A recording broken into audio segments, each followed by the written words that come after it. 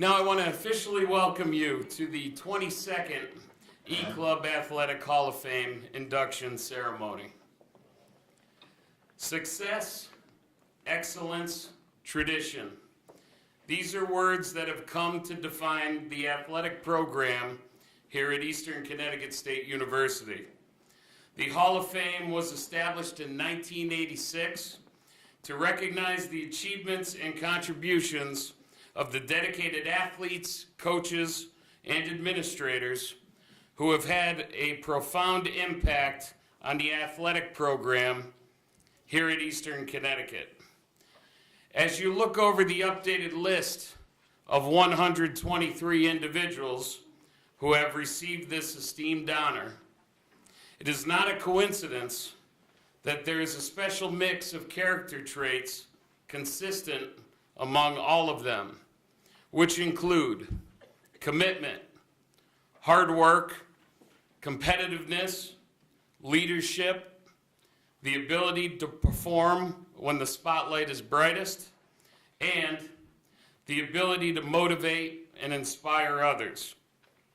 It is a combination of these traits and significant individual and team accomplishments that have earned these individuals the honor of being called a Hall of Famer. Through the support of the university's administration, the ECSU Foundation, and the Alumni Association, the Hall of Fame Committee is proud to continue the tradition of excellence this evening. And now, to get the ceremony underway, it is my distinct pleasure to introduce our Mistress of Ceremonies this evening, Eastern Hall of Famer and newly named throws coach for the 2016 United States Olympic Track and Field Team, Dr. Bonnie Edmondson.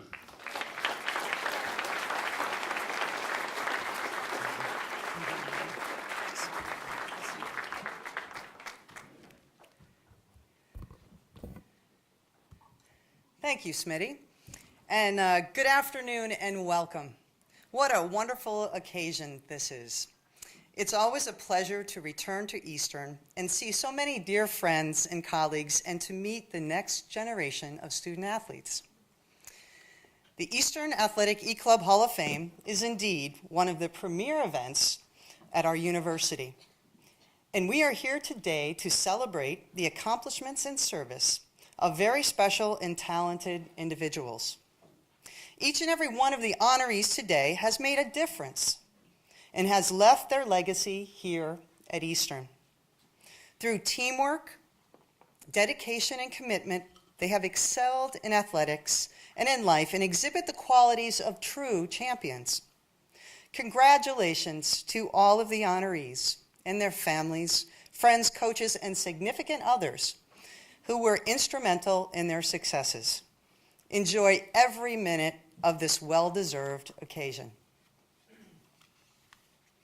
And now, to continue the tradition of welcoming the new inductees into the Hall of Fame, we will now have current members of the Hall of Fame form a corridor along the middle aisle of the room so they can formally welcome our new Hall of Fame inductees as part of our entrance ceremony. As I call their names and they move to form an entrance corridor, please welcome our current Hall of Fame members who are with us this evening. Allison Coleman, Jason Edwards, Amy Golis, Dick Grenier, Stan Harris, Bill Holowati, Bernice LaFerrier, Chris Mock, Dr. Joe Naratsky, Ron Pires, Donna Poyant, Beth Reagan, John Rubano, Tammy Shundemeyer, Dan Swichenko, Clyde Washburn, Cynthia Washburn, and Dr. David Yo. Ladies and gentlemen, our current Hall of Fame members in attendance today.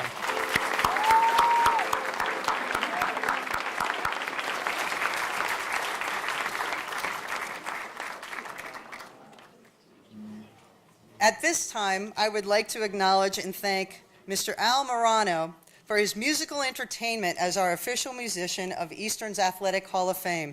Thanks, Al. We always look forward to your entertainment. Thank you.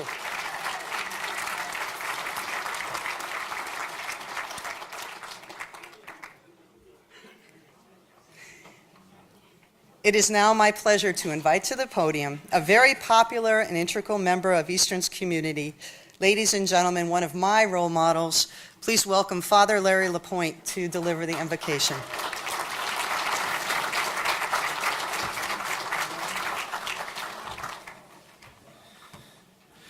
It's always a tremendous honor to be invited to be a part of this wonderful event every year.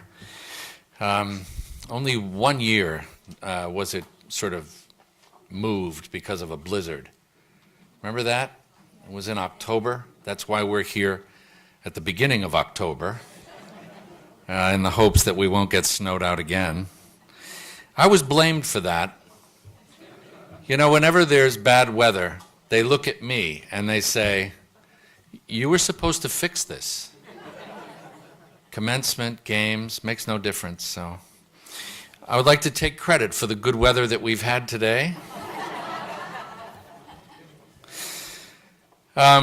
This is a tremendous event. You know that. That's why you're here. It's a tremendous event because it provides an opportunity for us to get together with old friends and to reminisce. It's true, I suppose, that for most of us, when we tell stories about our college years, they tend to get somewhat exaggerated. It's a natural tendency, I think, to forget the hard times and to remember the moments of triumph. I think what this event does, which is out of the ordinary and which is so important for us, is to remind us that the hard times often produce the moments of triumph. There is something in athletics that demands, that calls up the best in a woman or a man that might not have been evident had there not been a real challenge, something to push against. So this is a reminiscence not only of triumph, it's a reminiscence, I think, of the greatness of the human spirit, especially as it is seen in athletics. It's in athletics that those competitive tendencies and that ability to work with others, that sense of teamwork, are forged and produce men and women who, as they go forward in life, are much more valuable in their communities and exercise that leadership that Smitty mentioned as one of the common characteristics. Well, if we have common characteristics among the athletes that we honor today, we also recognize the fact that there's very little else that we have in common when it comes to the field of religious belief and philosophical perspective. We're probably coming from many, many different points of view. And so it's appropriate, I think, as we gather here today, to pause for a moment of quiet reflection. Whereas words might provide some areas of disagreement, in silence and in a reflective attitude of grace and gratitude for what has gone before, we're able to find another thing that we hold in common. So then, in a moment of silent reflection, let us be one in remembering the greatness that is past and the greatness that is here in the room today, not only among the honorees, but among all of us, and the greatness that remains to be revealed in each of us.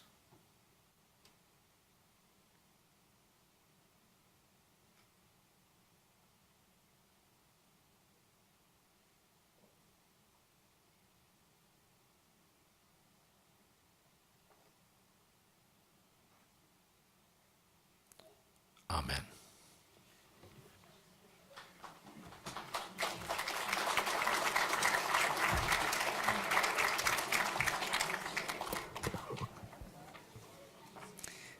Thank you, Father Larry, for those very thoughtful words. It is now my honor to introduce the Interim Provost and Vice President of Academic Affairs, Dr. Demetrius Packus, to extend greetings. Welcome, Vice President Packus.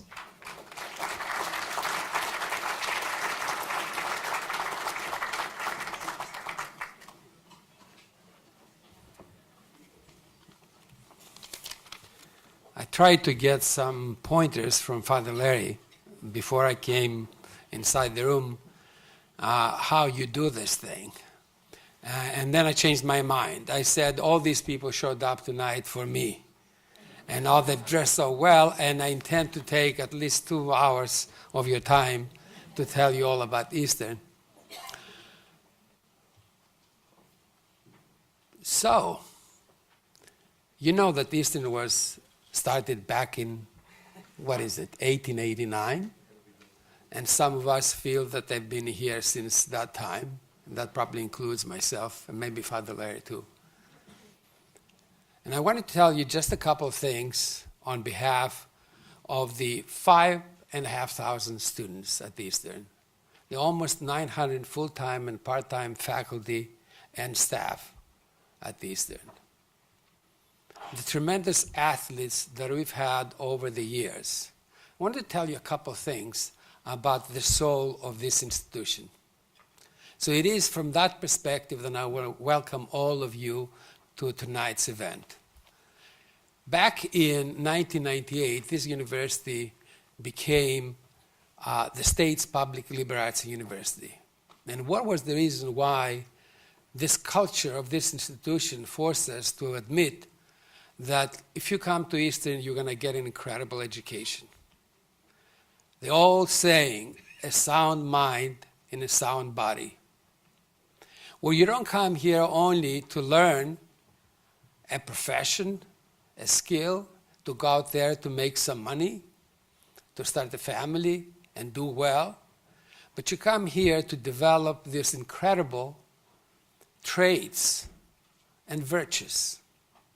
The virtues of what we call performance, and those are the virtues of actually the grit, the resilience, the self-control, the drive. Those are very, very important things. And this group of inductees exemplifies and embodies those virtues. But our inductees also embody another set of virtues. And those virtues have to do with an ethical life. And that is the virtues which you learn in the classroom and you learn in the field. The virtue of being honest, to live an ethical life, to care about your fellow student, to care about society at large, so that when our students graduate from this institution, they're not just a cog in the machine of making money. They're actually a living part of the legacy of Eastern Connecticut State University, where you come here and you bring wonderful traits, but you also work hard with the faculty and the staff and the coaches and your fellow athletes to actually become a whole person. And this, in my mind, this is what we celebrate tonight. We celebrate not just athletic prowess and achievement, but also celebrate the Eastern graduate. So in the past 38 years that I've been here at Eastern, I know I look very young, but I've been here, this is my 38th year. I've seen this institution change in incredible ways. In faculty from all over the world, achievement all over the place, buildings that you couldn't even imagine just 25 years ago, all over the place. The only constant has been this desire, the soul of Eastern Connecticut State University, to care for one another and to care for society at large. This is the main constant of this institution. So on behalf, as I said, of the entire family at Eastern, I want to welcome all of you and particularly congratulate the inductees, their families, their friends, and I want to wish you a wonderful evening. But I'm not going to leave the podium unless I hear the loudest applause that I heard when these athletes came in here. Okay, thank you so very much.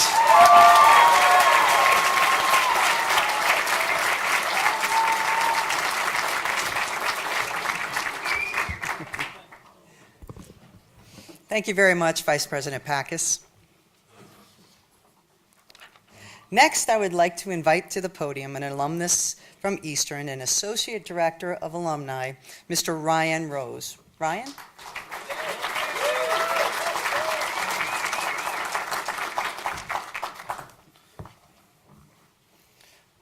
Good evening. Most of you here today know just how special it is to graduate from Eastern. So much so that only about 30,000 alumni can make that claim. And of those, only about 3,000 have been fortunate enough to represent Eastern as student athletes. I'm lucky to count myself among that number as a former member of the Eastern men's lacrosse program. Athletics at Eastern changed my life, as I'm sure it did for many of you in the audience today. And I'm extremely happy to welcome you back to the campus to be part of this special day. It's truly an honor to represent you as a Hall of Fame committee member and to address you today. I'm particularly pleased to welcome those of you whom I consider to be the best of the best, our Hall of Fame members and new inductees. Only 102 Eastern alumni can make that claim, and you are in the most select group of all, and it's great to have you back home. I'm especially proud today to see another of my teammates enshrined in Eastern's Hall of Fame. I can speak from experience when I say that the leadership, dedication, and work ethic of our Hall of Fame members made each of your teammates better athletes and better people. Your induction today ensures that you will continue to have a positive influence on Eastern student athletes for years to come. Before you leave today, spend a few minutes in the new Hall of Fame room in the Sports Center and look at the men and women who have represented Eastern over the years. For me, it's not hard to think back to being a 21-year-old and seeing all the Hall of Fame plaques in the Sports Center and how those men and women motivated me, inspired me, and reminded me that I was part of a proud tradition here at Eastern. Our experiences as student athletes have provided us with unforgettable memories and friendships. We all remain in close contact with our former teammates and look forward to every opportunity for us to come back together, just like my teammates and I have been able to do this weekend.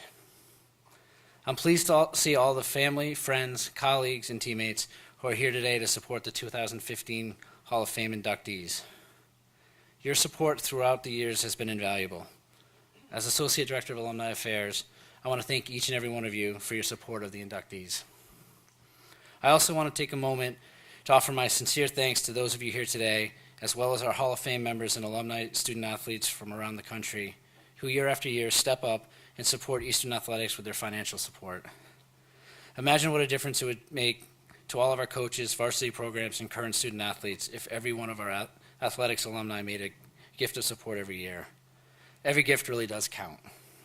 Finally, to our newest class of Hall of Fame members, thank you for all for being an inspiration, not only to me, but to all of us, and especially for being an inspiration to countless Eastern student athletes in the future. On behalf of the Alumni Association, congratulations on your induction, and thanks to all of you here today for supporting Eastern athletics.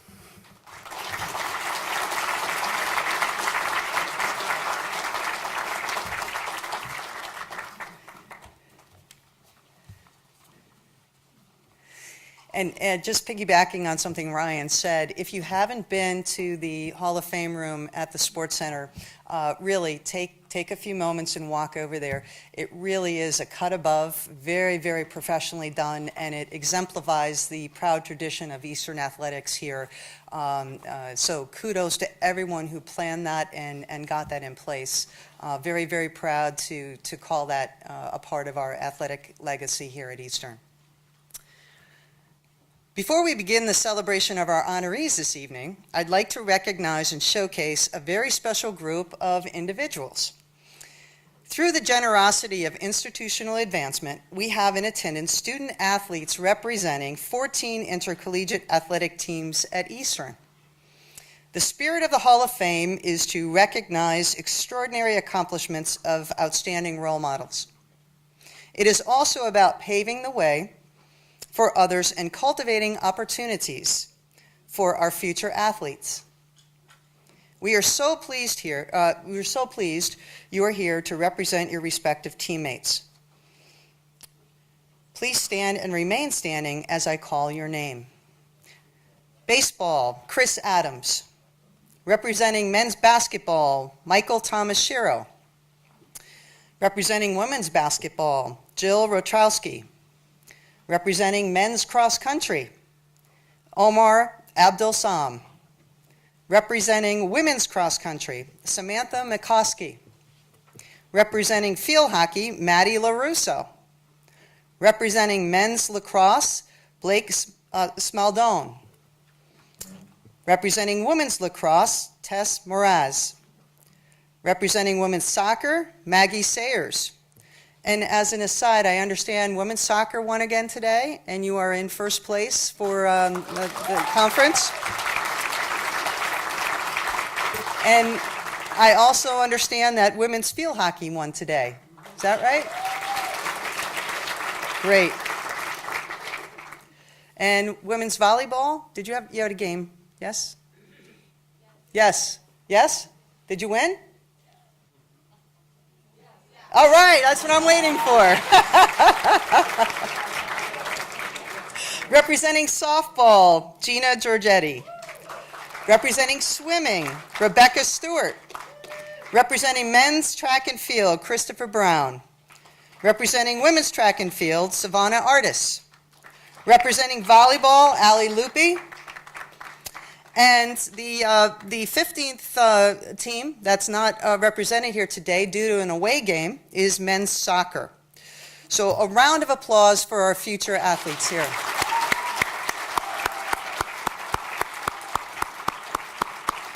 Thank you very much.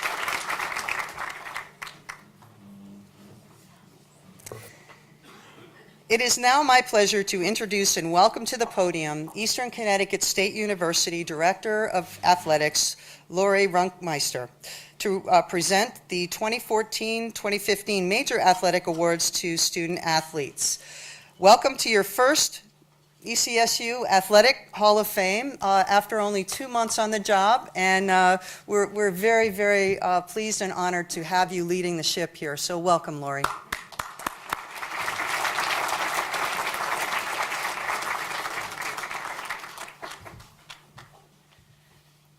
So we're happy that you've taken a few moments of your time today to recognize our stellar athletes from last year.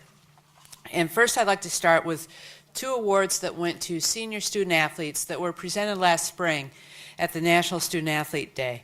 First, the Bonnie J. Edmondson Senior Female Sportsperson of the Year, named in honor of the Eastern alumna and former track and field All-America and national champion, and presented annually to a senior female athlete who displays the values of integrity, sportsmanship, spirit, and dedication to team, academics, and community service. An individual's athletic accomplishments do not factor into the selection process for this prestigious award. Last year's winner was Taylor McBride from the basketball team.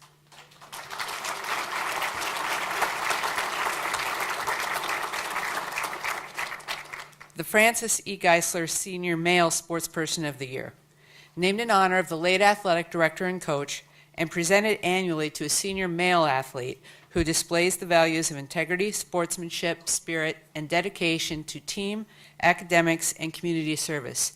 An individual's athletic accomplishments do not factor into the selection process for this prestigious award, and the winner was John DeCasanova from soccer.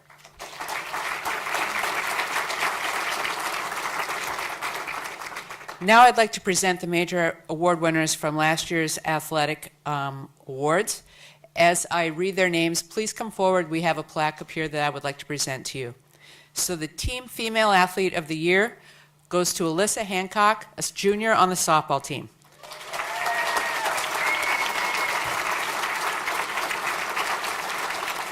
Alyssa was a third-team All-American shortstop last year when she led the Warriors to the Little East Conference regular season and tournament titles and a spot in the NCAA tournament. She was voted Little East Conference Player of the Year and first-team All-New England region after batting .504 with 112 total bases, 32 stolen bases, and 126 assists.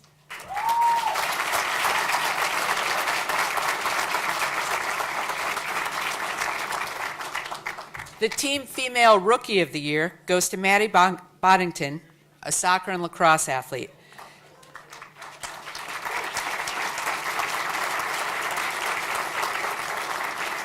Maggie is a defender in soccer and was named first team All-LEC. She was third on the team in minutes and helped the team reach the LEC playoff semis.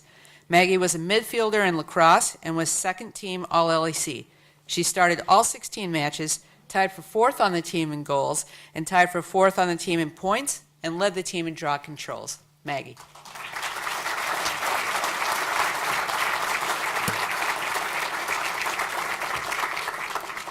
Our team male athlete of the year goes to Trayshawn Preston, a basketball player who was a junior.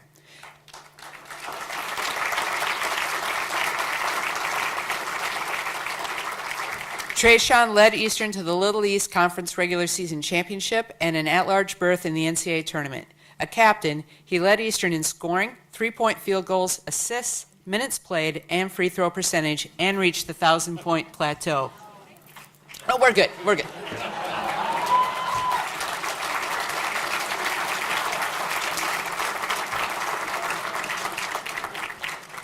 The team male rookie of the year goes to Tarchie Brown, a basketball player.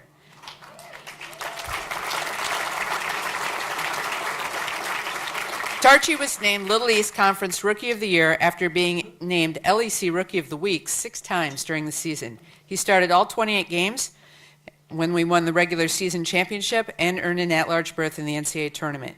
Tarchie averaged 15 points and 5 rebounds and was second on the team in three-point field goals.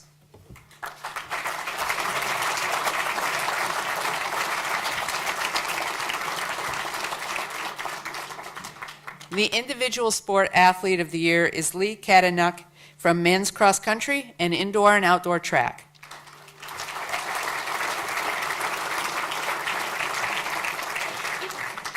Lee qualified for the NCAA Division III Nationals in cross country and at 800 meters in indoor track, earning All-American honors in the indoor 800 by finishing 7th at the national meet. Lee was the Little East Cross Country Runner of the Year and the LEC Indoor Track Athlete of the Year. He won the LEC and New England Alliance cross country races and broke the LEC meet record in the indoor 800. During the year, he broke Eastern records in the 800, mile, and 3,000 meters.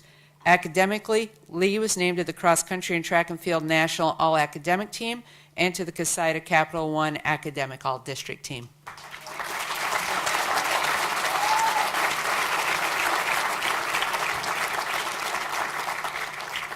The individual sport rookie of the year is Taylor Driggers from women's indoor and outdoor track. Taylor earned all New England recognition in the long jump and triple jump and was named LEC Rookie of the Year for field events indoors and Athlete of the Year for field events outdoors. Taylor was unable to attend this evening, but we'll get her plaque to her. And finally, thank you. Finally, I'd like to present the Morale Service Award. This is for contributions to the athletic program and was named after the 4 Morale brothers who worked in event management as undergraduates. The award this year goes to Nicholas Akinfora, the Director of Broadcasting.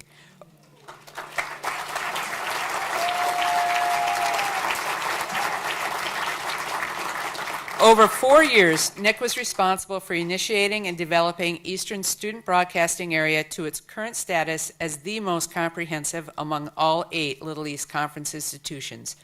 Prior to Nick's arrival, Eastern's broadcasting setup consisted of a laptop and a single camera. Today, all of Eastern's athletic events are broadcast using a new tech TriCaster, multiple cameras, play-by-play and color commentators, sideline reporters, and we make extensive use of graphics, instant replay, and pre- and post-game interviews. Nick also earned national acclaim as writer and producer of the feature film entitled John de Casanova, A True Warrior, the story of last year's soccer captain and his battle with cancer. Nick is currently employed as a production assistant at ESPN. Nick.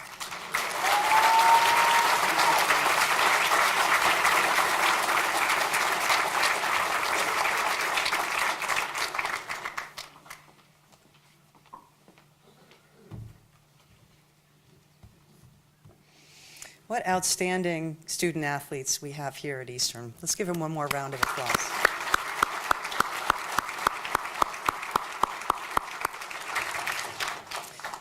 At this time, it's my pleasure to invite to the podium once again Chair of the Athletic Hall of Fame, Mr. Scott Smith, to present the prestigious Michael A. Atkin Service Award.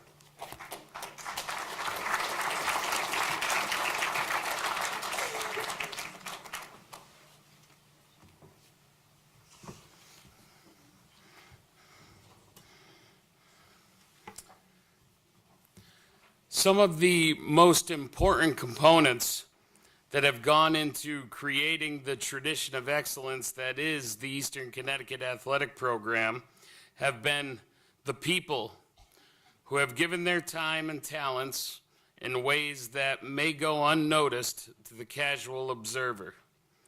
It is these individuals who may not have a direct connection to any one program, but have consistently gone above and beyond to provide the support, knowledge, and the all-important whatever is needed work ethic to do all of those little things that need to be done on a day-to-day and a year-in and year-out basis to run a successful athletic program. To honor these individuals, the Hall of Fame Committee presents the Michael A. Atkind Exceptional Service Award, which by definition is presented to an individual demonstrating a standard of loyalty and commitment to the Eastern Connecticut Athletic Program as exemplified by Michael Atkind. Michael Atkind was a longtime volunteer who, in his given role as administrator of baseball affairs, voluntarily managed and took care of Alumni Field for many years until his passing just over 20 years ago.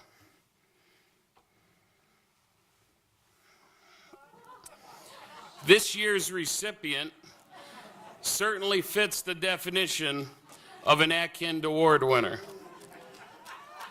Dean Cinto has been associated with the athletic program here at Eastern for almost 30 years. Throughout that time, Dean has been a tremendous asset to many administrators, coaches, and student athletes by voluntarily giving of himself, his time and his talents, and never asking for or expecting anything in return.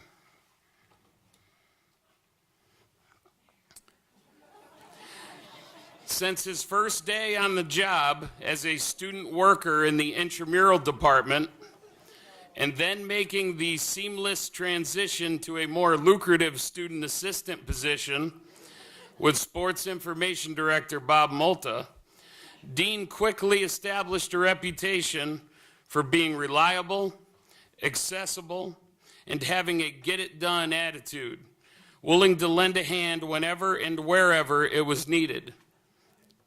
By showing a tremendous amount of initiative, Dean became a fixture in the Sports Center's main office, on the sidelines, in the dugouts, at the scorers' tables, and in the press boxes at Eastern athletic events, performing whatever task was needed by whomever may have needed it.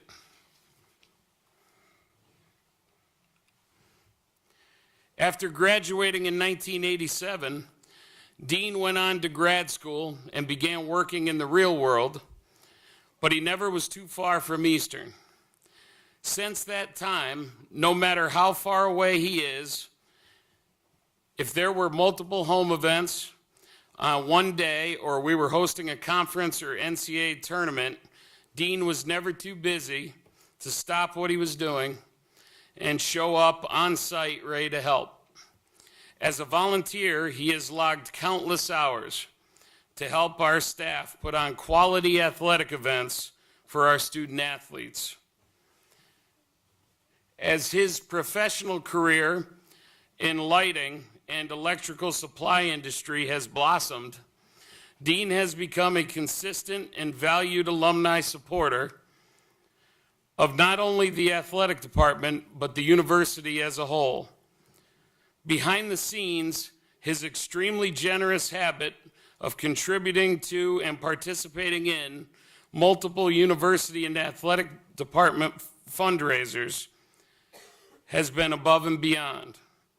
Additionally, his willingness to provide valuable insight and advice as it pertains to the upgrade, planning, design, and construction of athletics facilities is just one of the many ways Dean has done a little thing that has resulted in a big thing, making what we do and what we can offer our student athletes first class. It is difficult to quantify what Dean Cinto has meant to the Department of Athletics over the last 30 years. But there is no doubt that all of the athletic programs have benefited tremendously from his involvement. On behalf of the Hall of Fame Committee, it is my pleasure to present the 2015 Michael A. Atkind Exceptional Service Award to Dean R. Cinto.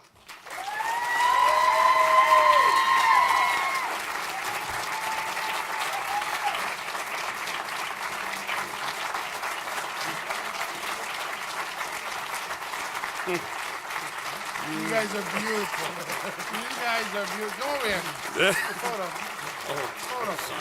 Come on.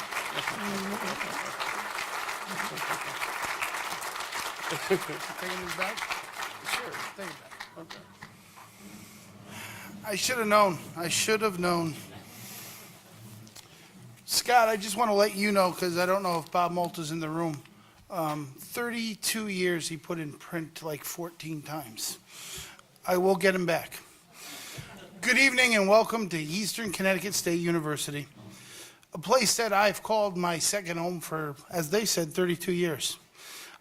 It's a great honor to receive the Michael Atkin Award. I'm one of the few people still around that worked with Mike Atkin.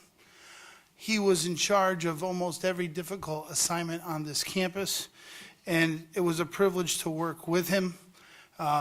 Every event that he accepted, every assignment he accepted, he always accepted it with a can-do attitude, and he always finished it with the most professional outcome on every sporting event that he ever touched and handled. And it was a great honor to work with him, and even a better honor to be mentioned on his plaque, probably for in that beautiful Hall of Fame room that I just noticed for the first time. So who would have thought back in 1983, Bill Holowati and Bob Malta would see this guy walking around a hallway working for the Campus Lantern to try to do a spring feature for sports.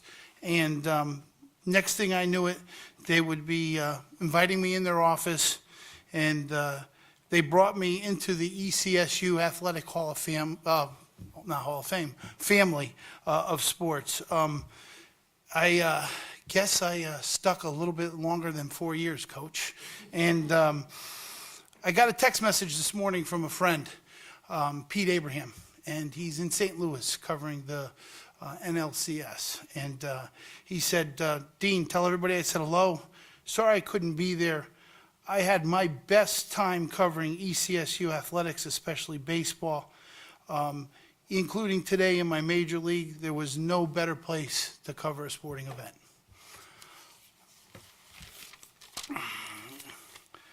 ECSU athletics, the coaches, new and old, players, staff members over the years have all let me be a part of their programs. Like Scott says, a lot of times not knowing I'm even there. And they had a family attitude. And whenever it came to a need to Bob, Scott, any of the coaches needing extra coverage, an NCAA event was in town, fundraising, recruiting, scouting, they always seemed to find my number and call me, and I was always Johnny on the spot. Like I said, they're family. I have helped all sorts of family members, young people come to this university, and few of them have accepted and came to school here, which was nice to see. And it's the ECSU experience for me was one of a kind. And I'm proud to say in my family, I have two warriors that went to school here, graduated, and I'm very, very proud of them. I have mentioned family several times in and out of this because without family and without support, you don't have the successful programs that people run. And at Eastern Connecticut State University, there's a lot of successful programs that I've been involved in. Today in the crowd, I have a lot of my family. My mom is here. My dad has passed away several years ago, But without their support back in 1983, I wouldn't have went to college. I wouldn't have been here. And thanks to them, my brother Jay has flown up from Georgia. My sister, who had an event last night, got rained out, couldn't be here today. My godparents are here, my cousins, aunts and uncles, all of them. The Cinto family always seems to shine up and come to raise to family events, and I want to thank them all for being here today. My family after ECSU is also here. Back in 1999, I married my wife, Marie. 2 wonderful stepchildren, Jessica and Alex, that all accepted me in their life. And 1999 to today, they've supported me in every function that I have done. And for that, I thank them all. Also here today are a bunch of the Rose family members from Marie's side of the family. I have brother-in-law, sister-in-laws, nieces, aunts, nephews, cousins, all the family, and I'd like to thank them all for being here today. In closing, I want to thank ECSU, the E-Club, the Hall of Fame Committee, for a wonderful day that they put on here for these Hall of Famers and the Atkin Award winner. I am truly, truly honored to win the Michael Atkin Award, and to all the class of 2015, congratulations on their induction into the Hall of Fame. My last thank you I will give out today and then hand the mic back to Bonnie and Scott is Bob Malta.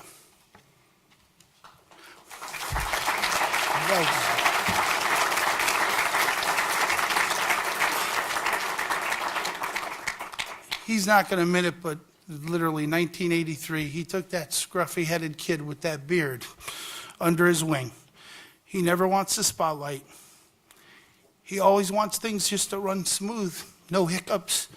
And he brought me in under his wing. And Bob, for all the years, for all the friendship, I know I'm getting choked up here. Thank you for taking me into your family.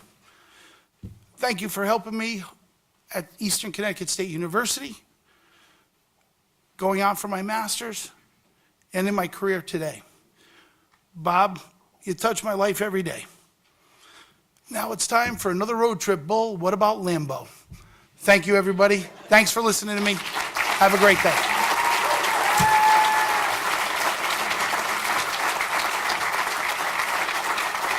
Thanks for coming.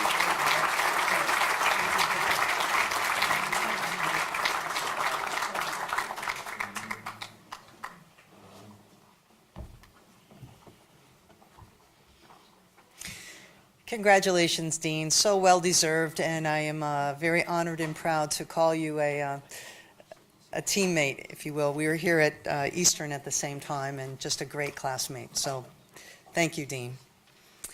Ladies and gentlemen, it is now time to begin the presentation of the 2015 Eastern Connecticut State University Athletic Hall of Fame inductees. Jimmy Barrett was the premier sprinter through the first 20 years of the men's track and field program. A muscular 6'1", 190-pounder, Jimmy earned all New England honors 8 times in 6 different events in his career. In addition to anchoring all New England 4x100 and 4x400 relay teams, Jimmy twice gained all New England recognition indoors at 55 meters and twice outdoors at 100 meters.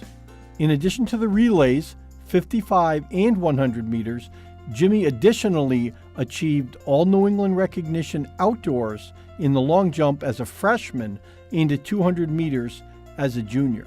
Jimmy qualified provisionally for national competition as a senior at 55 meters indoors and 100 meters outdoors. His 55-meter time at Wesleyan would have placed him 6th nationally in the Division III indoor national meet.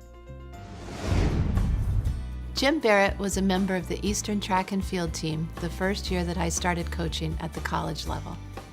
I remember nervously walking into the gym the first day of indoor practice and seeing this big, strong guy who made it clear he wasn't thrilled having a young female newbie as his coach.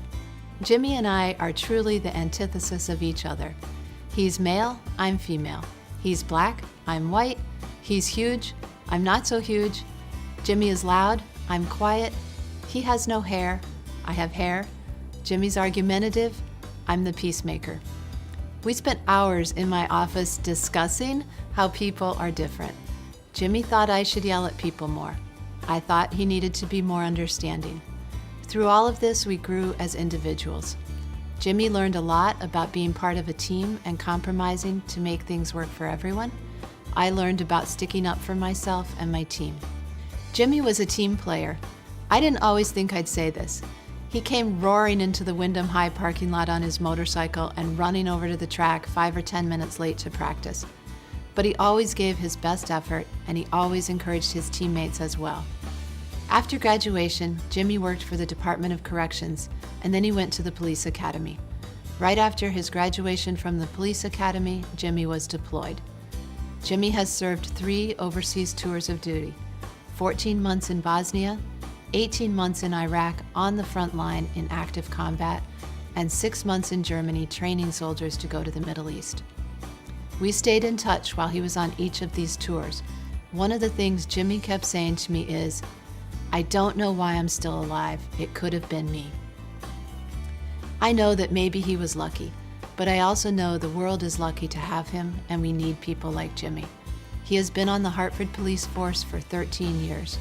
He has been offered easier jobs, like mounted horse patrol in Bushnell Park, which he lasted about 2 weeks at, and mountain bike patrol. But Jimmy always goes back to the most dangerous, highest crime areas. He continues to serve all of us in many ways, just like he served his team in 1993. I mentioned that Jimmy and I had stayed in touch while he was deployed. He also helped me as an assistant coach at the University of Hartford the first year that I was there. When I tell you that we didn't pay him enough to even cover his Dunkin' Donuts bill, that's not a joke. He was strict with the kids, but he always yelled at them, "You motivate me!" And they loved him. He helped to turn around a program that had no pride and to make them into a true team. He had a work ethic that you just feel like you would like to see everybody else on the team have. And he had a lot of natural talent. He was a little brash maybe at the beginning, but he backed up his words. As an athlete, he was making sure that he was the first one to practice, last one away from practice. I'm sure that many people have heard that before, but that was actually Jimmy as a character. He was always there making sure that once his meet was done, once his heat was done, he'd check in on you, say, "Hey, how did you do? Did you do well? Next time you go out there and you'll get him." When you looked up and saw the 100 meters, 200 meters, long jump, 4x1, or 4x4 going on, you would know, and you saw that Jimmy was in that event. You knew that most likely South Windsor was going to get 5 points. I would say Jimmy's best event was probably, it would have to be the 1 and the 200, in all honesty. The 200, I think, is a better event for him. It gives you a little more time to build up that momentum, and once you're coming off that corner and finishing down the home stretch, it definitely gives you that little extra firepower. And again, Jimmy's somebody who has drive, so when he finishes through that 200, he finishes with a flourish. I got hired by Eastern for 1 season, and Jimmy was here. So I ended up coaching him here. And he still had that work ethic. And what I found interesting is he would talk to the kids and say, "Come on, I can't do this alone. I need you to help out. Stay with me, work it hard," in the 100 and 200. And he set just about every record. I guess he did set every record for 55, 100, 200, and long jump. We're waking up 6 o'clock practices, and somehow, some way, on a Friday morning, yes, after Thursday night, Jimmy was in that gym before everyone else. I didn't really understand it. I don't think he slept at all, but he was definitely in that gym, and he made sure, again, he helped push the whole team. He pushed everyone to be their best. When I was hired here to come back, I said, well, I'll just keep the assistant coaching staff. Well, Jimmy was an assistant coach. So we hit it off, and he had matured quite a bit. But he expected a lot out of his athletes. He's somebody who's strong in character, very ethical, focused, and he wants to make sure that your needs are met as well. And the drive that he has to succeed is somebody who definitely needs to be in the Hall of Fame.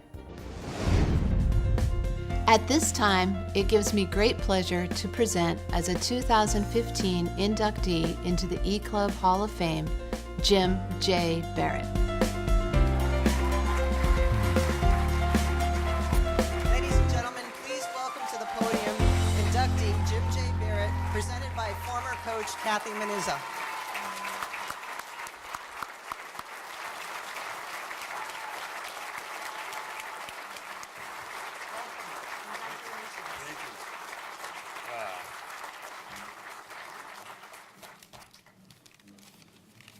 Thank you.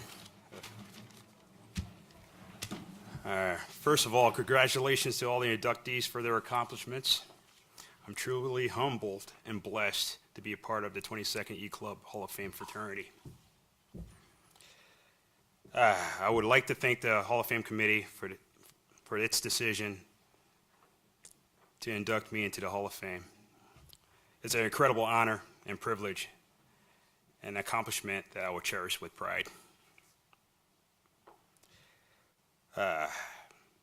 For me, having this opportunity to stand before you this evening as an ECSU inductee is an amazing feeling. Special thanks to Bob Malta and Scott Smith. The success for the Hall of Fame ceremony wouldn't have happened without their long dedication, hours, and devotion to the university.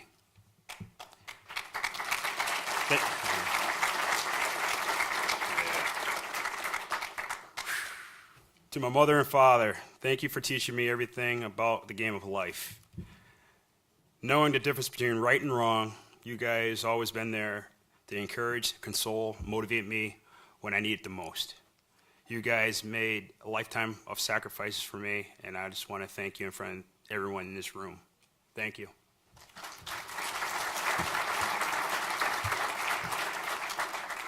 To my family, I would like to thank my family members who were able to join me in this celebration, celebrating this experience, and to Coach Kathy Manizza. I can't even tell you how much of an impact you made in my life, on the field and off. She was the kind of coach who cared about her athletes in all aspects of life. She was no-nonsense coach, expects nothing but the best in you. All right. This is the good stuff right here. One of my greatest moments with track and field here at Eastern. It was a Division I track and field invitational at Yale University. I was the underdog in a 100-meter event. They had some well-known sprinters from UConn and other universities around New England.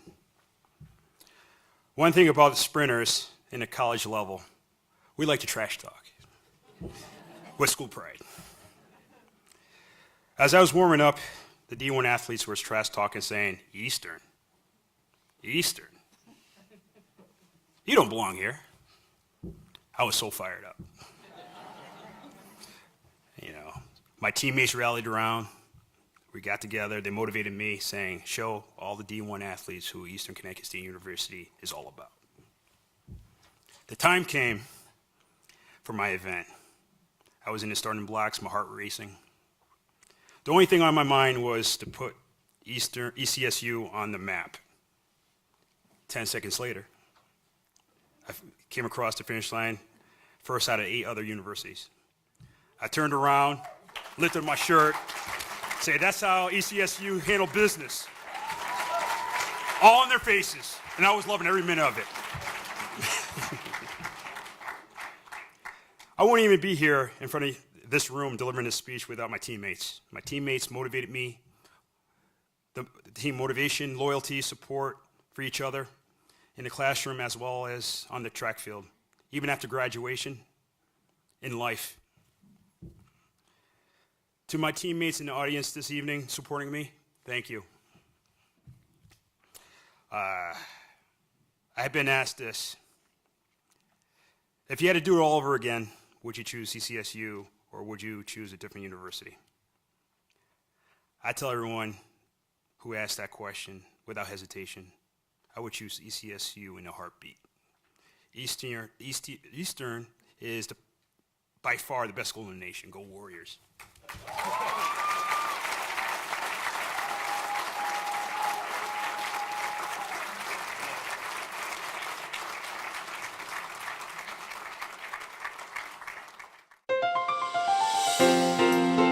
A winner of all 9 of his pitching decisions in 1990, left-hander Steve Boskus headlined what must be considered to be the best starting pitching staff in Eastern baseball history.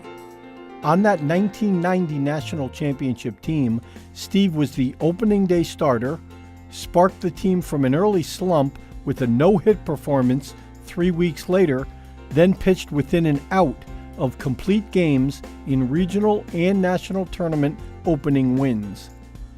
In the final start of his career, Steve threw 7 shutout innings, allowing only 3 hits until the 8th in an 8-4 win over Cal State San Bernardino, which set the stage for 4 straight tournament wins and the program's 2nd national championship. As a senior, Steve threw complete games in 5 of his 10 starts, including 4 in a row. The second of those 4 straight complete games came in a 7-inning no-hit performance where he allowed only 3 balls out of the infield. We had a great group of seniors who really, I feel, led the team, and we were there practicing early in the morning in February and March, and it just takes a lot of commitment, and that's what was there. And everybody, all the players just showed a great deal of commitment and desire. It is a pleasure for me to be here and talk about Steve Boskus going into Eastern's Hall of Fame. An outstanding human being, first and foremost, who brought something to our table, to our team, to the university, beyond the game of baseball. His leadership, maturity, was a forerunner for this team of 1990 to be as successful as it was.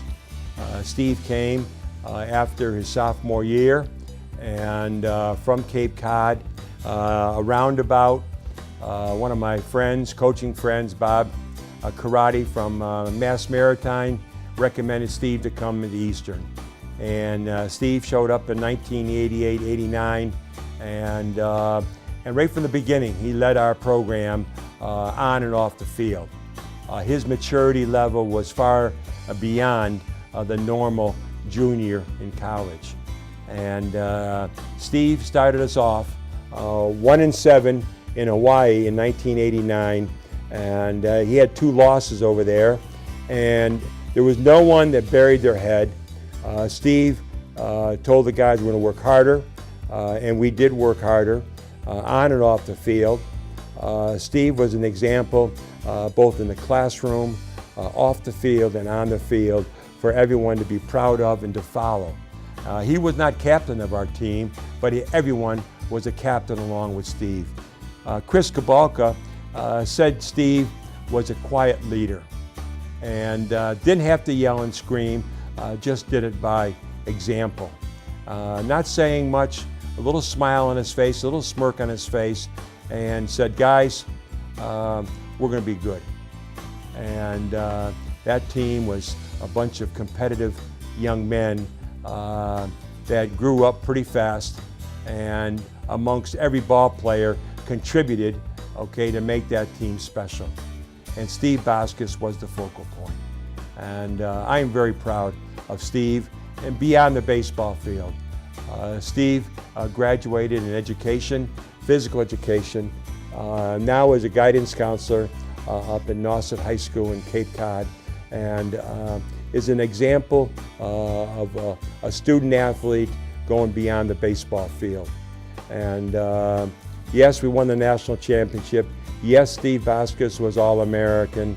And yes, Steve Boskus was one of our leaders on the field. But yes, Steve Boskus in this world is more than just a baseball player. He's a heck of a father, has a daughter and son that are outstanding. and he leads, okay, young men now and women, okay, in a positive way. And so Steve Boskus, yes, helped us win a national championship, but he's making more, okay, of life, okay, beyond the baseball field. And I'm very proud of Steve Boskus. We had 4 1s. Steve was 1A. He was the ace of the aces. Steve set the tone. He set the tone in the weight room. He set the tone when we ran. He set the tone for all of us because of just his desire, his determination. He opened the year for us. He started the regional and he started the World Series for us is because he set the tone. Steve was great. He pounded the strike zone. I think in '90 he was undefeated. He was very, he put the team at an ease. Steve is top 3 in my book of people as far as integrity and a man who carries himself with character. You know, he's a quiet gentleman, very much a class act who, you know, I'm proud to call a friend. He was very intense. He was a calm intense, because when you looked at Steve, you'd never know the fire that burns inside, but that kid was as competitive as anyone else on that team. He pushes himself. He's you know, one of the most quietly competitive men I've ever met. And he's got that leadership about him where you're attracted to a person like that just to be around him because you know that he's going to make you a better person. Those that would watch Steve Boskus pitch would say he's very businesslike out there. Doesn't show a lot of emotion, does what he has to do, we move on.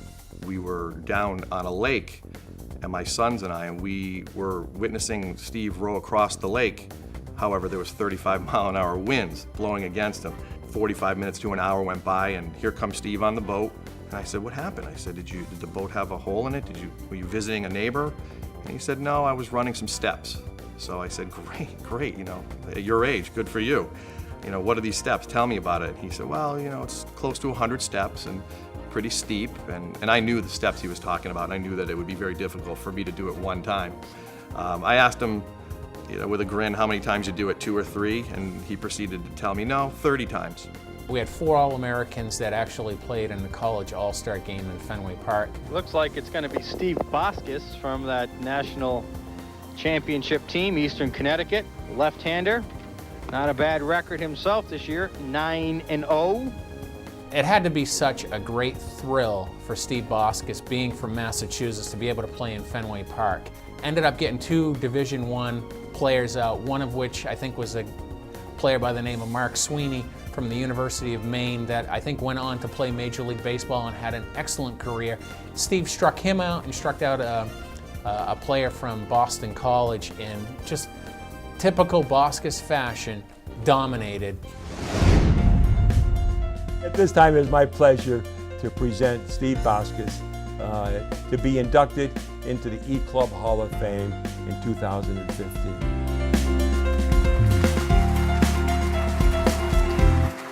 Ladies and gentlemen, please welcome Stephen Boskus to the podium, presented by former coach Bill Holloway. Congratulations. Outstanding.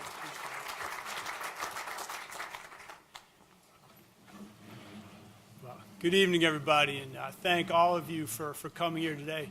Certainly, after you witness a video like that, I can, feel myself get choked up. It's amazing. I forget a lot of those things, and you never know what Bob Malter and Scott Smith are going to put on the screen for you. So I started to get the idea, and I think I fared pretty well for the most part.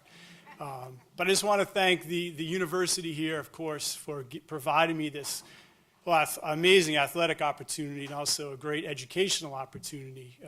Just thank you so much. Certainly to the Hall of Fame committee, I can't imagine the countless hours it took you to debate and go through the records and all this material. And of course, Scott Smith and Bob Malta, unbelievable amount of time and ability and competence to put a program like this together in these videos. So thank you very much.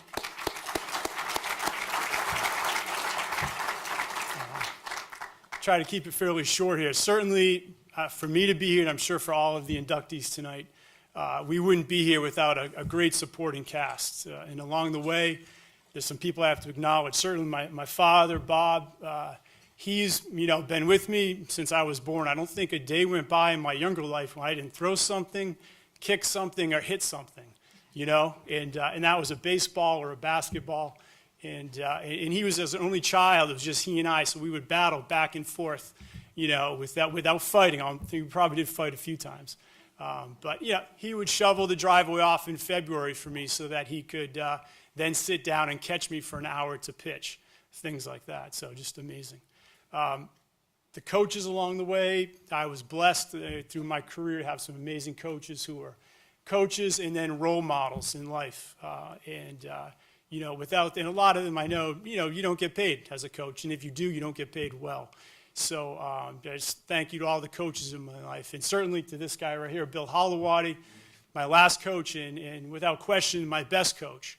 And thinking about the first gentleman here talking and facing a Division I opponent. And we were in Florida, as was mentioned, for our 1990 championship season. And I was pitching down there against Florida Atlantic, a tough Division II team. They might have been ranked second or third in the country at the time. And we were down 4-0. I gave up 4 runs in the first inning, and I was having a few pitching issues with my curveball. And Bill came on out, and he said, look, here's the deal, Boskus. That curveball, get rid of it. If you throw that curveball again, I don't care how good it was, I don't want to see it. You're going to throw a slider. And he instilled in me that extra bit of toughness that I needed to step up that year and perform the way I did. So, Coach, thank you so much.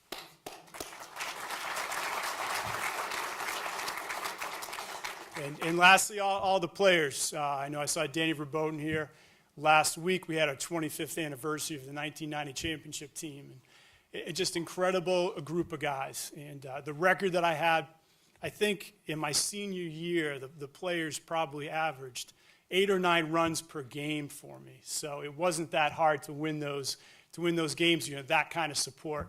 With some players hitting, I think Mercado hit 20 home runs that year. So the rest of the pitching staff, they motivated me as much as I motivated them, and just part of a great team. But certainly all of the supporting cast in my family, couldn't have done it without everybody's support. So thank you very much tonight. Thank you.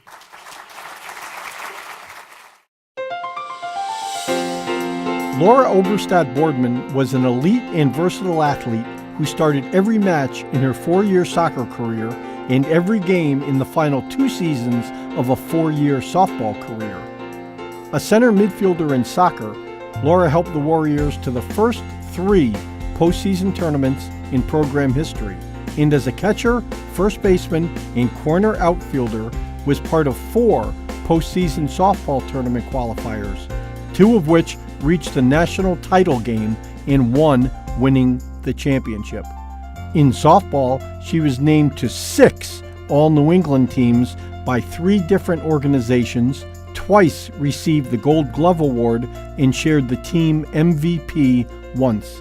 As a senior in soccer, she competed in the New England Senior All-Star Game and was selected to All-New England teams by 2 different organizations. Laura left the soccer program ranked 2nd all-time in goals, assists, and points, and as the program leader in games played and starts. What a well-deserved honor for Laura Oberstadt-Boardman, or Ober as we like to call her. In soccer, Ober played the most difficult field position, but she played it exceptionally and she made it look easy. It's so physically demanding because as a central midfielder, she had to join the forwards when attacking, assist on the outside with the wings, and then play a part in the defense alongside teammates behind her. When I consider the qualities of the outstanding central midfielder, Laura had them all. First, mental toughness. She was composed under pressure. Her strong mental character made her a great decision maker. She was able to initiate our attack and get the team moving. Yet, she knew when it was necessary to track back, adapt to defensive stance, and get players behind the ball. There was the physically demanding side as well. You better be fit, and Ober was. Her good all-around field vision made it seem like she had eyes in the back of her head and could read the rhythm of the team. She was creative, could distribute the ball as needed, with both power in the long ball and finesse in tight spaces, played in combination with her teammates. In other words, she was the brain of the team on our field. Laura played simply and smart, but having the technical ability, using one-touch passes, perhaps just a second touch, she could keep the game flowing. But remember, this was not easy. Her goalkeeper, Hall of Famer Cindy Walker-Nonowitz, she remembers that Ober was the skilled player, but made it look easy because of the mental and physical toughness she had on the field. She handled it all with grace and even playfulness. It's important to remember, as well, it was a game. Listen, our players wanted to win. They played to win. They were tough and tenacious. But her teammates, such as Dawn Walmsley, Amy Steed, Amy Rich, Lisa Matakaitis, Gabby, to name a few, they all had fun playing. But I would be remiss if I didn't talk about Ober as a person. She really was a joy to coach. She was a consummate coachable player. Why? First and foremost, her work ethic. When the best player works the hardest, enough said. She was committed, disciplined, patient. She allowed herself to grow, and her teammates as well. She was also a great softball player. Ober was open to critique and listened. She learned and she executed. Her passion on the field was evident. And those qualities that made her so coachable are what make her a superior human being. These same qualities are what she lives by and what she demonstrates to her family, and especially her children, as a parent and a coach today. I feel honored and lucky to have been your coach, and I extend my heartfelt congratulations. Great athlete, versatile, could play different positions, even though ultimately she became my catcher for the last 2 seasons that we played together. So Laura and I came in together as freshmen, Burr Hall, 3rd floor, and if you've ever done triple sessions in the middle of the summer, doing 3 flights of stairs after a triple session was almost impossible. So we had no choice but to basically help each other up the stairs. Lisa Matakaitis was also on our floor, and we grew to be close friends right from the beginning. Being that we were pitcher and catcher, we worked really well together. She actually made my life much easier as a pitcher. When you have a good catcher, it makes all the difference in the world. I had full trust and faith in what she was calling behind the plate. I never really had to worry about anything. So Laura and her qualities, if I was to think of just a handful off the top of my head, I would certainly say determination, commitment. She's a leader. She was somebody who was always, we could depend on. She was dependable. Always there when we needed her for whatever it was. One thing I do remember about her is just her strength, whether it be on the soccer field, on the softball field. And then for softball, one of the key things I remember with her strength is that, you know, as a catcher, I never had to worry about any plays at the plate. You know, Laura's leadership style was not vocal. She didn't need to be vocal. She was vocal when necessary, typically individually to people like me. And she would silently lead rather than, you know, vocally. And I really felt that she had gut fire. Obviously, being a catcher, you kind of have to be a leader on the field, kind of know what's going on in all facets of the game. And although she may not have been overly vocal, she basically led by example. Like whatever she did, she put hard work in. And I think the younger players looked up to her for that. A leader cannot be a lunatic.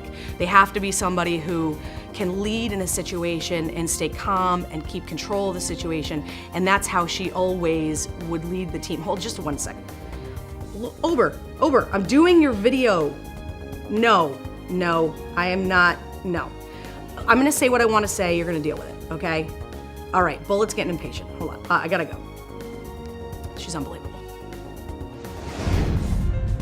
At this time, it gives me great pleasure to present as a 2015 inductee in the E-Club Hall of Fame, Laura Oberstadt Boardman.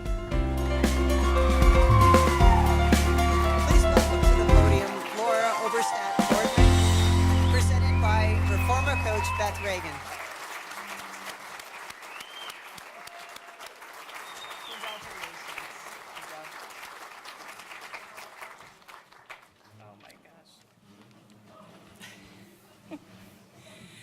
Thank you to Coach Regan, Poke, and Donna for all your kind words. Poke is actually Dawn from the video, just in case you didn't know that. I'd like to thank the Hall of Fame committee for choosing me for this year's induction. Also a special thank you to Bob Molta, I'm not sure if he's here, and Scott Smith for all the work they do to make this evening so special. I would like to congratulate the other inductees. It's a privilege to be here with you and share this accomplishment. Thank you to all my coaches, Regan, Risley, Anderson, Grenier, and Washburn, for the opportunity to be a student athlete at Eastern and all the things you've taught me about life and competing at the collegiate level. I feel privileged to not only have been coached by these great coaches, but to now be a member of the Hall of Fame with every one of them. Thanks for everything, Poke. I think I'll only tell one story about being teammates with Poke. For those of you who do not know her, she's pretty competitive, intense, and not afraid to tell you so, and has never committed any fouls, according to her. We were playing a soccer game in North Adams, and Poke got a yellow card. I know, weird. And Coach Regan took her out of the game right away. Of course, she knew a red card could soon follow.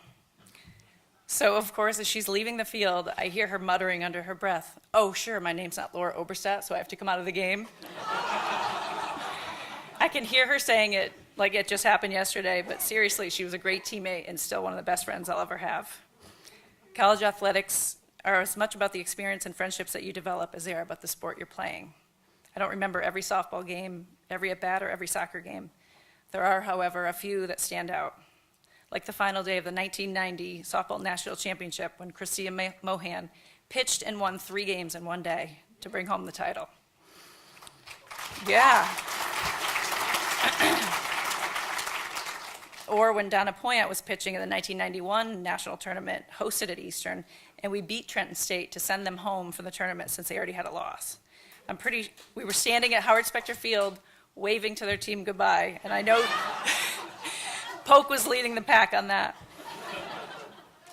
Or there's a time we were playing in a soccer match in the snow in southern Maine, and I was yelling at Rob and Gabby just to shoot the ball so we could get this over with. And she did, and we won the game, and we didn't have to play overtime. Also in soccer, we qualified for the NCAA tournament for the first time in women's soccer after only, I think, 4 years of having the program. Good job, Coach Regan. Of course, there are things that happen off the field, too, like when we were sitting in New Jersey in the vans, upperclassmen in one, freshmen with Regan in the other, and Regan left the van to go check us into the hotel. While she was in there, somebody jumped into the freshman van and took them for a joyride around the block. The poor girl. Coach Regan came out of the hotel screaming at us, thinking we had moved the van, and we were trying to explain to her that no, someone actually stole it and took the freshmen away from us.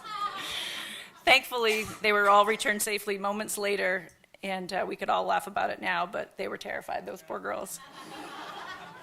My point is that it's not all about playing the sport, but being part of a team, working together, sharing many hours together, all for one common goal. And great players become great players because of great teammates and great coaches. Thank you to all the family, friends, former coaches, teammates that are here for me tonight. Special thanks to the Hall of Fame ninjas that came to my house in the middle of the night last night and put signs across my front lawn. Yeah. Check Facebook, you'll see pictures of them. A special thanks to my husband and my kids for being so happy for me and celebrating this with me. And lastly, none of this would have been possible without 2 special people who are here tonight. They've always supported me, been there to watch my games from Maine to Florida to Iowa. Thanks, Mom and Dad. Thank you.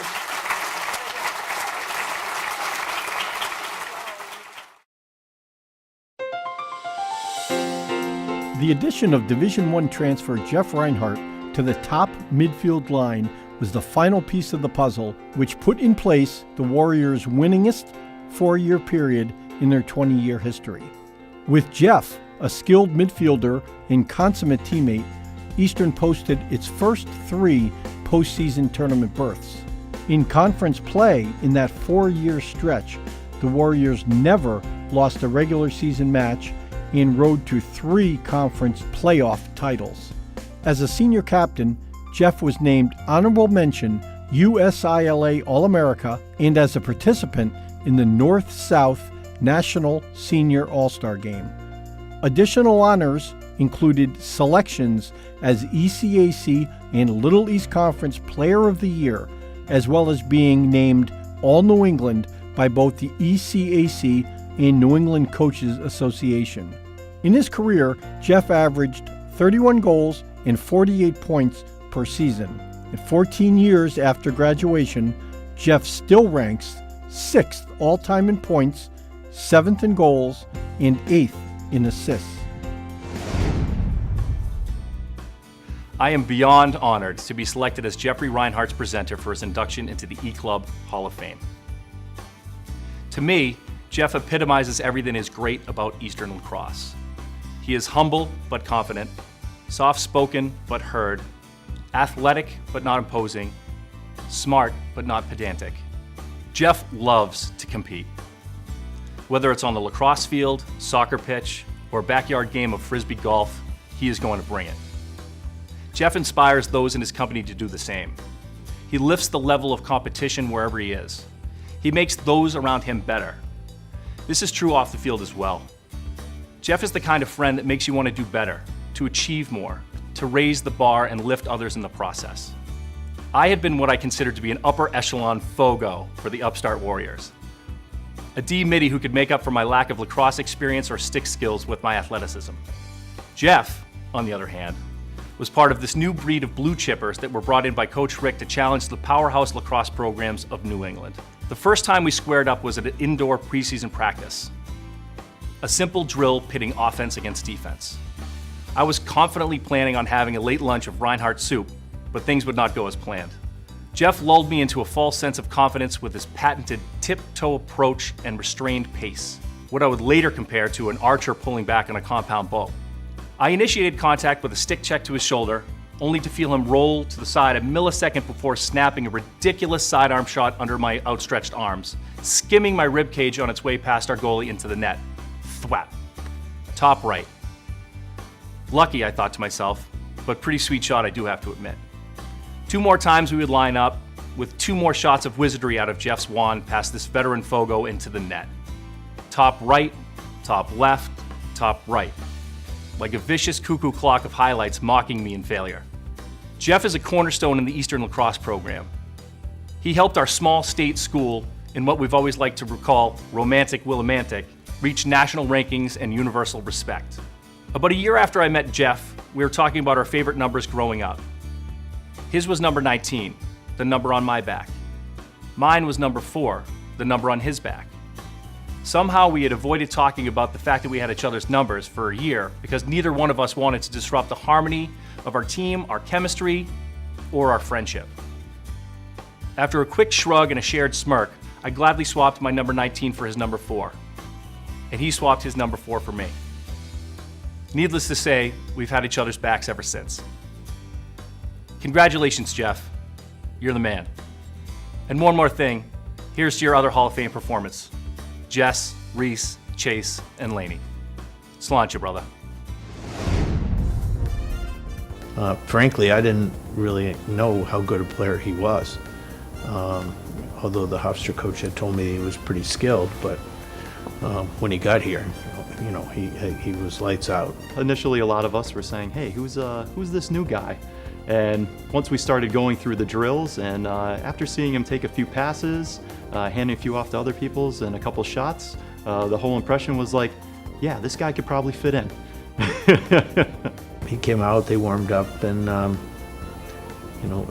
pretty soon we started doing a little scrimmage work, and he lit it up, and everybody was kind of looking out of the corner of their eyes saying, wow, what's this? And we were all pretty excited because we had a very good team already, and he was kind of frosting on the cake. He spoke through his actions, the way he played, the way that he could engage the team, right? When he stepped on that field, he was one of those guys that could make everybody better. Given the kind of traditional ideas about lacrosse, people weren't prepared for someone to have as high a lacrosse IQ and an understanding of the subtleties of the game and an ability to make other players better. Once he got that ball, being able to move it, and you could always tell he was looking to pass, but if the shot was right, he would always take it. And with that skill and that speed and the accuracy, having all those factors, putting it in the net, it definitely helped putting up those numbers. His goal was to play at a high level and to help the team play at a high level, and his satisfaction was when we succeeded as a team.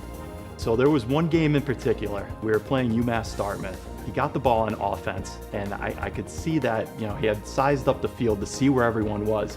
And he brought the defender, who was a long stick covering him, brought him down low towards the cage. And as he got towards the goal, I saw him look over his shoulder one way, look the other way, and then he took his stick and put the ball right between his legs into the lower corner of the net. He was really a complete player, and offensively could do everything. One of the most skilled and highest lacrosse IQ players who I had in my 10 years here. At this time, it gives me great pleasure to present as a 2015 inductee into the E-Club Hall of Fame, Jeffrey M. Reinhardt. Please welcome to the podium inductee Jeffrey M. Reinhardt, presented by former teammate Sean Schofield.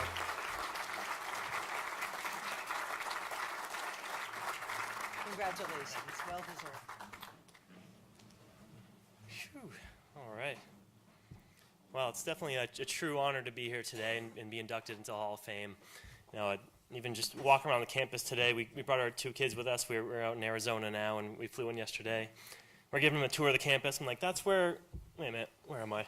I'm like, that's like we need somebody to give us a tour of this place. This place is looking great. So I'm still looking around for Snack East. I don't know if anyone can point me in the right direction.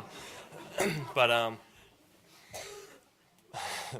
I mean, my time at Eastern was great, and then you can't always predict kind of what's coming in the future, but you can always look back, and you can always look at the people that really helped you kind of get to where you are today.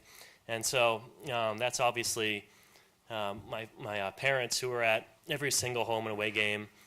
Growing up, I had holes all on my wall, growing up in high school just from playing lacrosse inside. I think my parents kind of looked at it and said, we'll just wait till you graduate until we patch this up.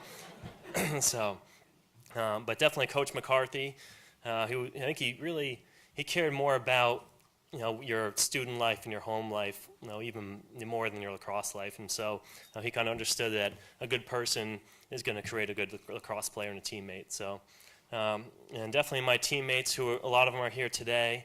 I think that's probably because I said I'd buy the beer afterwards, but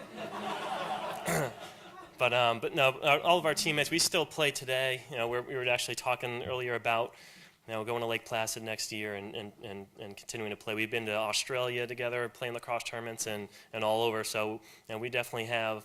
I can't really say we're teammates. We're more like lifelong friends. So that's one of the great things about coming to Eastern. So. And lastly, my wife moved in right next to me my senior year, and God put Jess right next to me in senior year, and then we got married and had three great kids. Reese, Chase, and our little baby. We kind of kept at home just because of the flight, but the other people that really molded me in my life, and so that's all I got to say about these great people, and just what a true honor it is to be nominated. Thank you.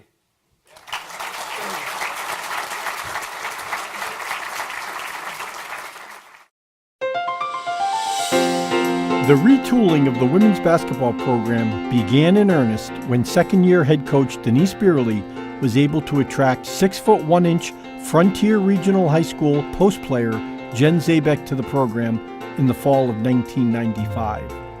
With Jen, a program which had lost 75% of its games the previous 2 seasons became an immediate contender for conference championships and NCAA tournament consideration.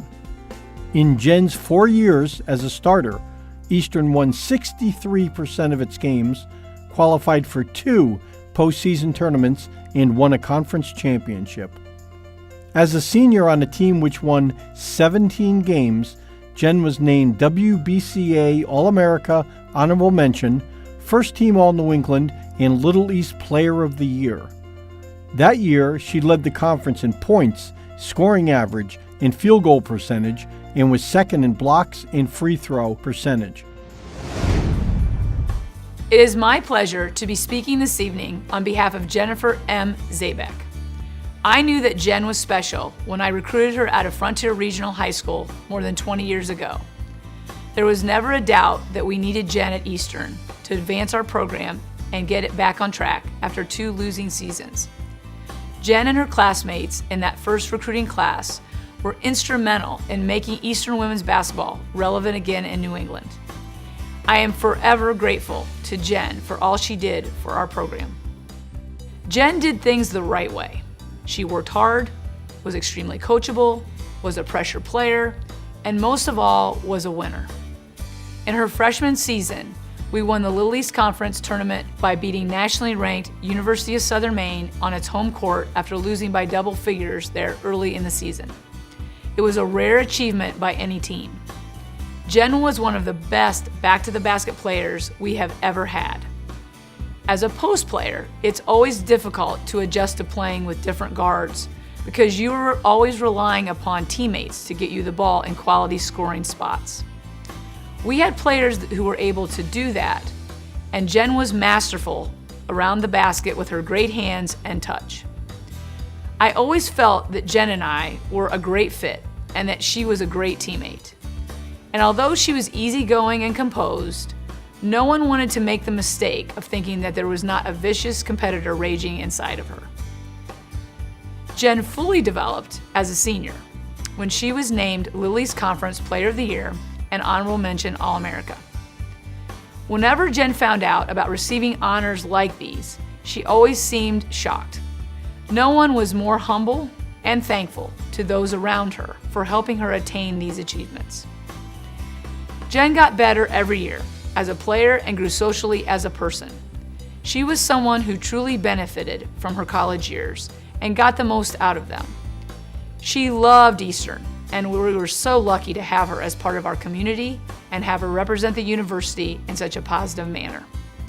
To this day, Jen has attended many alumni functions and has always been so supportive of her alma mater. I will never forget looking into the stands and seeing Jen and her parents at the 2003 NCAA Elite 8 game in Pennsylvania. They were so proud of the role that she had played in the resurrection of our program. Jen comes from a basketball family. Today is a time to celebrate Mary Lou and Jack's wonderful daughter, and also for me to thank her family, her friends for supporting her decision to attend Eastern 20 years ago. Congratulations, Jen. The entire program is proud of you. Well done. When I think back to my freshman year and seeing Jen as a sophomore, she was so smooth. She was such a smooth player. She wasn't like a traditional post player. She was athletic, was extremely quick. She had decent ball handling skills, and she could shoot the ball. When I came up to watch Eastern play, I specifically remember Jen. I knew she was good, and I knew she was strong on the court, and I could see where Coach was trying to take the program. Looking back, Jen was the perfect first recruit. Strong player, daughter of a coach, so she was very smart on the floor, knew how to prepare for games. She really helped Eastern reestablish its program under Coach Barrett. Jen definitely was that silent leader. She was never, get in your face, come on, let's go, let's pick it up. She led by example. I did practice for 3 years with Jen. I stayed far out of the key. Jen blocked my shots. Anytime she could block my shots, she would block me. We did a lot of competing in practice, and so anytime I could get Jen on my team, I did, because I wanted to win. Jen was the go-to offensive threat out there when we played together, and I did the dirty work. There was no silliness. There was no fooling around. It was business. It was all business, and I think Jen and Coach Barrett are very similar that way. When it comes to basketball, they have certain expectations of themselves and of those around them, and if you weren't pulling your load, you knew it. Playing with Jen Zabek for 3 years was a tremendous experience for me because she was a role model for me. She was a tremendous player. What really sticks out for me was her finesse. Jen was an All-American because she was good, she wanted to be good, and she wanted to beat you. At this time, it gives me great pleasure to present as a 2015 inductee into the E-Club Hall of Fame, Jennifer M. Zabek.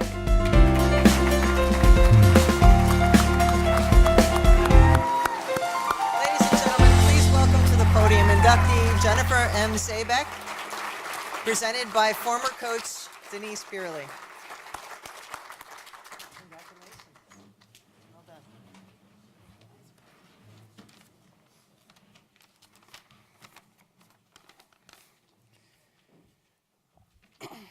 I wanted to start off by thanking the Hall of Fame Committee for selecting me into this year's class. It is a tremendous honor, and it is an achievement that I am most proud of in my basketball career. I would also like to congratulate the other 4 members that I am sharing this honor with tonight. You all are very deserving recipients of this award tonight. There are several people that I want to acknowledge who really played an important role in achieving this special accomplishment. First, my parents, for always being my biggest fan, being faithful, and coming to almost every game in my career at Eastern. I was a player that didn't really listen too much to the crowd, but I always recognized my mom's gentle voice of reason when she calmly instructed the referees on what not to call. And my dad's occasional projection of, take someone with you, not just wanting me to post up hard, but knock someone down in the process. Secondly, Coach Beerley, so much of what this means I owe to you. Realizing when I was writing this that it was 20 years ago that you saw me play as a scrawny high school player that hated contact and hung my head after messing up on the court. I'm so grateful for what you saw in me and my potential as a player. Your guidance, teaching, determination, and strive to always be better has inspired me and left a lasting imprint. There are 2 coaches in my life that have influenced the way that I want to be as a coach, my father being one and you being the other. Last but not least, to my teammates, there's no way that I would have made it this far without you. I always felt that no matter what the size of the contributions, I always played on a team. I never felt more than or solo. I always felt supported and a part of. I grew into the player that I was because of the hard work that we all put in together to get better, to be better as a team, not as individuals. I do realize that I wasn't always a treat, and I know how much you all love my moods. So I thank you for just understanding and absorbing, ignoring, and eventually returning the favor. Whether it was a set of 6 at the end of a long practice, the battle of 2-on-2 rebound, or the ruthlessness of in the gut, we had one common goal in mind. At times we achieved what we set out for and had moments of great success. Other times, not so much. But either way, we were a team that I'm so very proud of to have been here for 4 years. I thank all of you for coming tonight and being a part of this special evening of Eastern Athletics. Thank you and have a great rest of your evening.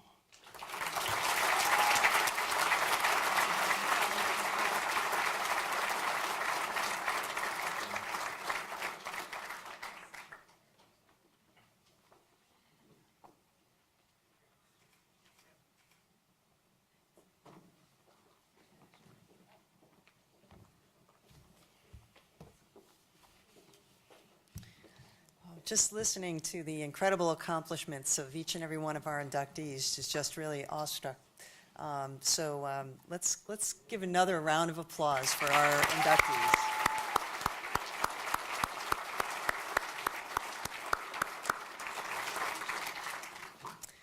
An event of this magnitude takes incredible teamwork. The Eastern Sports Information Office would like to thank Lisa Curtis from Media Services for contributing countless hours towards arranging, videotaping, producing, and editing the 5 inductee videos that you watched this evening. Just phenomenal. Great job. Also, special thanks to the presenters and interviewees who volunteered their time and expertise, many of whom traveled to Eastern, the television studio here at Eastern, in the creation of the videos. A special thank you to the entire Hall of Fame committee and their leader, Scott Smith, for everything they do throughout the year and during today's events. Your efforts are extremely appreciated.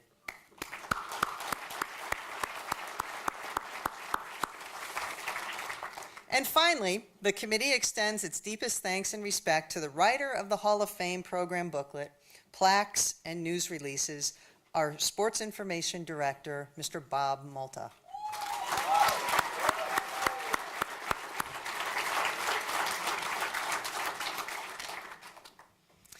To close this evening's ceremony, I'd like to call Athletic Director Lori Runksmeyer back to the podium. Lori?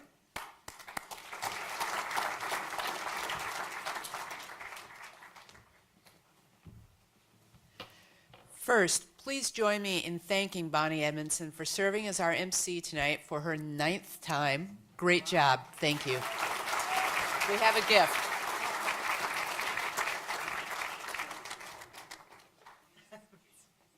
Thank you so much. Appreciate it. Thanks. At this point, I understand that I really am the only thing standing between you and dinner, so I'll keep it short. The night's been amazing and has only served to reaffirm how impressive the tradition and history of Eastern athletics is. The memories you've heard shared tonight are exceeded only by the lifetime friendships that were cemented on this campus by being part of the Eastern athletic family. I'd like to encourage everyone to take some time during the remainder of the evening to head over to the Sports Center and see the new E-Club Hall of Fame room.